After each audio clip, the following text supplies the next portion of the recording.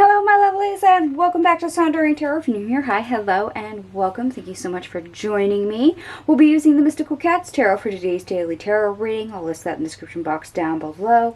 And of course, this is for the second day of September 2023.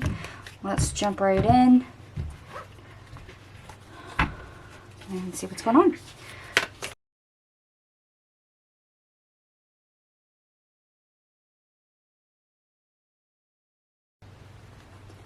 Okay, my lovelies, we have quite a few cards on the table, including 3 major arcana.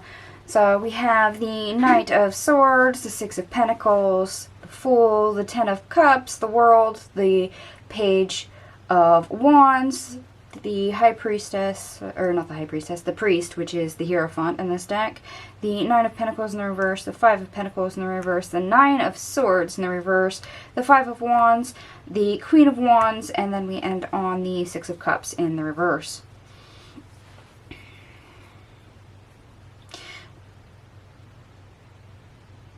And I totally admit this feels like a confidant.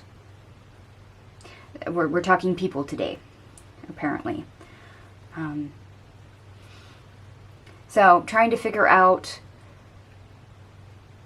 a situation, circumstances, needing to vent even, and what direction you need to head in, preferably. It seems like you know of somebody who gives really great advice, who is very organized, gives great advice, has good communication skills, can be objective occasionally, but that's willing to discuss things with you. A confidant, whether this is somebody at work, maybe you're having an issue at work, or perhaps this is a friend, somebody that you go to when you have issues because you need an ear. You need somebody to bounce ideas off of. You need somebody to, like I said, vent to. So knowing that this is a fairly give and take relationship, this is somebody you can confide in and purge your secrets to, and they're okay with that. They will keep them, and they do the same for you. Like I said, it feels like a confidant. You're able to actually initiate that conversation to your betterment. So when it comes to needing the advice, when it comes to seeing the bright side of things and trying to not be the negative, struggling person, you have the right idea to go to this person, and you might actually look up to them in some way. You trust their advice. I'm getting the word mentor. And if this is somebody at work, maybe they were somebody who is in a high enough position to mentor, or maybe they did mentor you, but this is somebody who is very knowledgeable and probably, like I said, knows you well in some form. So you trust their advice. You trust that when you speak to them, your secrets are safe. That what you bring to the table, the things that you seek advice or question, that they are going to be honest, pretty straightforward with you. But like I said, it's a give and take relationship. Your secrets are your secrets, and they will keep them. And they do give good advice. They let you know maybe what you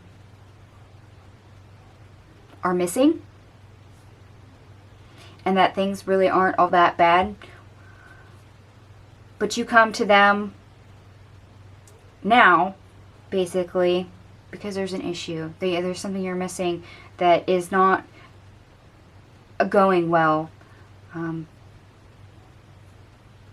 don't want to say outright conflict. It's more of just recent struggles. So this may be just a venting of some sort for you. You're releasing that anxiety, that tension. It's like you vent to this person and just have an moment. And it's so you can move forward from that energy in an empowered state.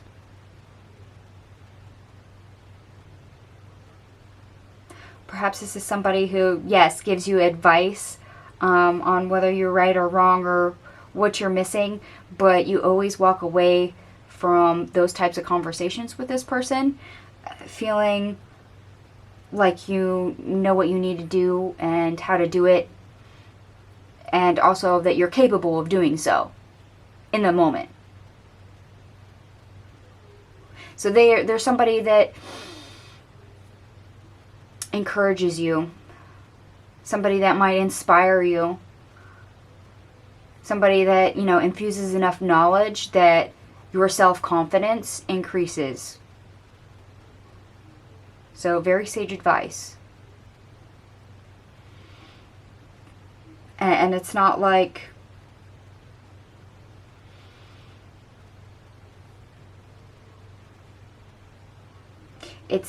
you're leaving the conversation in the same energy as you started the conversation. So you do feel better after speaking to this individual. Now, whether or not it's because you always come to them with obstacle circumstances that maybe they've already previously managed before, they've gone through it themselves, so they have the prior knowledge of how to navigate, of how to see through it, of what to avoid and what to try. So you're just using that to the best of your ability. But I have a feeling it's the way you two interact. It's this give and take. And I'm still getting the same word, confidant.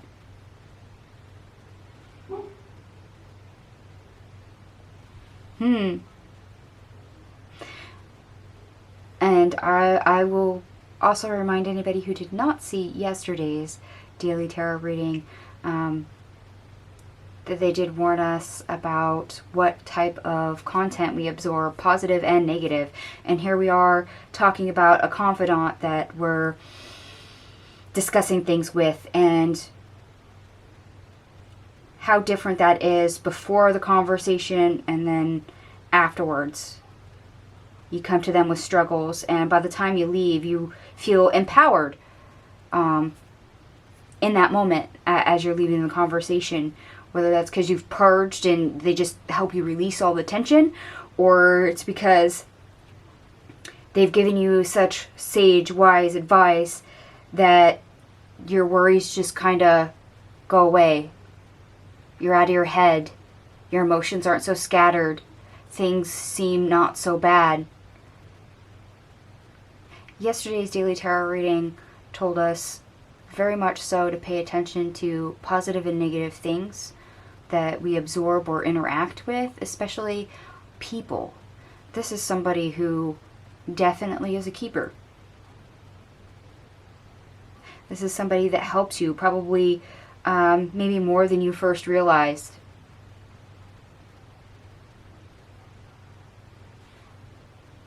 Interesting. And what's the astrology for the day? Moon in Aries trines Venus in Leo. People in your life may benefit you now. You can enjoy working with others in new ways. Okay, so maybe that's where I'm getting the mentor part, is it's somebody that you work with.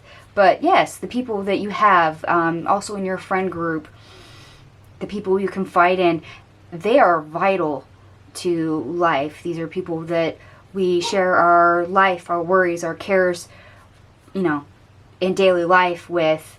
And we all struggle with things. We all have things that irk us. We all have things we have to manage all the time. But when we interact with people, the ones that we should always keep and spend more time around is those that lift us up instead of bring us down. And this is somebody who empowers us, somebody that helps push us to, see through the maze and come out fighting. And that's fantastic. And for the numerology, for those that love it, all our cards add up to 79. There we go. Which of course reduces to 16 and ultimately reduces to 7. 7 is the mind and creativity. Yes, This is you approaching somebody for wisdom. This is you purging your thoughts and questioning things, or as I said, venting, releasing all the tension and just kind of having a motor mouth moment of blah, blah, blah, blah, and seeing what this other person sees that maybe you don't, or what wisdom they can impart because of that. Interesting.